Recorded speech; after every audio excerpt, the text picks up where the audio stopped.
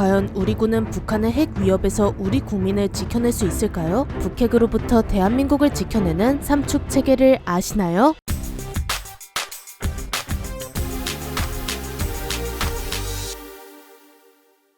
안녕하세요. 지식스토리입니다. 지난 2017년 9월 북한의 함경북도 길쭉은 풍계리에서 진도 6.3의 지진이 발생합니다. 이 지진은 자연적으로 발생한 지진이 아닌 인간에 의해 발생한 인공지진인데요. 이날 발생한 지진은 핵실험 시 발생하는 전형적인 인공지진으로 북한이 기어코 6차 핵실험을 감행한 것이죠. 위력은 TNT 100킬로톤, 히로시마 원폭의 7배 이상의 위력이었습니다. 이는 북한이 실제로 운용할 수 있는 핵을 만들게 된 순간입니다. 이렇듯 북핵은 한반도를 넘어 동북아와 국제사회까지 모든 이들의 평화와 안전을 위협하고 있는데요. 과연 우리나라는 이러한 북한의 위협에 맞서 국민의 생명과 재산을 지켜낼 수 있을까요? 북한의 핵전력에 대항해 우리 군이 갖춘 핵 억제 전략에 대해 알아보도록 하겠습니다. 현재 우리나라의 국방력은 세계 6위 수준으로 지구상 그 어떤 나라도 대한민국을 얕잡아 볼 수 없습니다. 비록 핵무장을 하고 있진 않지만 장거리 공중발사 미사일, 초음속 미사일, SLBM, 그리고 탄두 중량을 획기적으로 늘린 고위력 탄도미사일까지 적의 도발을 억제할 수 있는 엄청난 무기를 갖추고 있죠. 하지만 북한의 핵전력은 우리가 쌓아온 모든 것들을 무로 되돌릴 수 있는 강력한 힘을 가지고 있습니다. 따라서 우리는 북한이 처음부터 핵을 사용할 수 없도록 만들어야 할 텐데요. 북한의 핵 공격이 감행되었을 때 우리 군이 취할 방법은 여러 가지가 있을 것입니다. 가장 먼저 적이 미사일을 발사하는 징후가 포착되거나 미사일을 발사할 때 타격하는 방법으로 한국형 킬체인이라는 것이 있습니다. 두 번째는 이미 미사일이 발사된 상황, 미사일로부터 우리 국민을 지키기 위해 미사일을 직접 요격하는 방법인 한국형 미사일 방어체계 KAMD가 있습니다. 마지막으로 적이 미사일 공격을 해버렸다면 요격의 성공 여부를 떠나 돌이킬 수 없는 피해를 적에게 안겨주는 방법인 압도적 대응 KMPR로 이 세 가지가 우리 군이 북한의 핵전력에 대항할 전략입니다. 이들을 합쳐 삼축 체계라고 부르죠. 각각을 자세히 살펴보겠습니다. 먼저 킬체인이란 과거 걸프전 당시 다국적군을 위협하던 이라크군의 스커드 미사일을 선제 타격하기 위해 등장한 개념인데요. 우리 군 역시 미군의 킬체인 개념을 도입해서 북한의 핵을 억제하기 위한 체계를 마련하고 있습니다. 이는 북한이 핵을 발사하려는 낌새가 보이면 우리 군이 먼저 전략시설을 타격하겠다는 전략입니다. 그럼 미사일을 발사하기도 전에 선빵을 때리려면 무엇이 필요할까요? 바로 적의 동향을 실시간으로 볼 수 있는 눈과 알아낸 정보를 바탕으로 적을 공격할 강력한 창이 필요합니다. 창의 경우에는 세계적인 수준으로 성장하고 있는 우리 군의 미사일 전력이 있습니다. 다양한 현무 시리즈 미사일과 더불어 타우러스를 바탕으로 만든 한국형 타우러스 등 마음만 먹으면 창문까지 골라 적을 타격할 수 있는 전략 자산들이 넘쳐나죠. 그렇다면 북한의 동태를 감시할 눈은 어떨까요? 안타깝지만 우리 군의 기존 정찰기들은 아직 북한을 면밀히 살피기에 아쉬운 점이 많습니다. 따라서 이번에 북한을 감시할 정찰 위성 개발 사업인 425 사업을 진행하고 있는데요. 425 사업이란 주야간 상관없이 전천 후에도 북한을 감시할 수 있는 4기의 SAR 위성과 이 위성들을 보조할 25IR 위성을 띄우는 사업입니다. 그간 우리나라는 다양한 정찰기를 동원해 북의 상황을 살펴왔지만 사람이 운용하는 유인 정찰기보단 정찰 위성이 성능 면에서 압도적이죠. 이 사업은 2023년까지 완료될 예정입니다. 이렇게 마련된 창과 눈을 기반으로 북한의 핵 공격 징후가 감지되었을 때 킬체인이 어떻게 발동되는지 살펴보겠습니다. 우선 정찰 위성과 유무인 정찰기가 북한 지역을 세세하게 정찰하는데요. 그리고 적의 공격 징후가 포착되면 지상의 작전 통제소로 정보를 전달하고 통제소에선 이 자료를 분석하여 구체적인 상황을 파악하게 됩니다. 이후 우리가 구축한 다양한 무장으로 일제히 적의 공격 능력을 상실시킵니다. 이런 탐지, 식별, 결심, 타격 과정을 25분 안에 수행하는 것이 목적이죠. 다음은 만약 킬체인으로 북한의 공격을 막아내지 못하고 기어코 미사일이 발사되었을 때의 대비책입니다. 이때는 두 가지 전략이 동시에 진행되는데요. 적의 공격으로부터 우리 국민을 지켜내는 KAMD와 적에게 다신 일어날 수 없을 정도의 대량 응징을 가하는 KMPR입니다. 먼저 KAMD를 살펴보겠습니다. 사실 우리나라에는 KAMD 이전에도 북한의 미사일에 대항하는 미사일 요격 체계가 있었습니다. 과거 도입할 때부터 말이 많았으며 지금도 논란을 부르고 있는 고고도 요격 미사일인 사드와 저고도 요격 미사일인 패트리어트입니다. 하지만 이 정도론 우리를 위협하는 북한의 미사일을 막기 힘듭니다. 좀 더 현실적으로 대항할 수 있는 우리만의 미사일 방어 체계가 구축되어야 하는데요. 그렇게 등장한 개념이 바로 KAMD, 한국형 미사일 방어 체계입니다. KAMD는 적의 미사일을 저고도에서 요격하는 것이 핵심으로 KAMD에 속한 대표적인 미사일은 LSAM과 MSAM이 있습니다. 이 중 MSAM은 이미 개발을 완료했는데 바로 천궁이라고 불리는 미사일입니다. 요격 고도가 40km 정도의 저고도 요격 미사일이죠. LSAM은 현재 개발 중인 미사일로 요격 고도가 60에서 100km의 중고도 요격 미사일입니다. 우리 군은 현재 구축 중인 KAMD, 한반도에 배치된 사드, 그리고 사드보다 더 높은 500km의 고도에서 미사일을 요격할 수 있는 SM-3 미사일까지 함께 운용할 계획입니다. 이렇게 대한민국의 영공을 겹겹이 방어하는 다층 방어체계를 구축하고 있죠. 그럼 우리나라가 독자적으로 구축 중인 KAMD는 적의 미사일을 어떻게 요격할까요? 그 과정을 간략하게 살펴보겠습니다. KAMD의 요격에는 총 3단계가 있습니다. 가장 먼저 적의 미사일을 탐지하고 어디에 떨어질지 파악하고 어떻게 방어할지 결심합니다. 이후 미사일을 타격하면 적의 미사일이 요격되죠. 앞서 설명한 다양한 무기 중 가장 적절한 미사일을 선택해서 효율적으로 적의 공격을 무력화하는 방식입니다.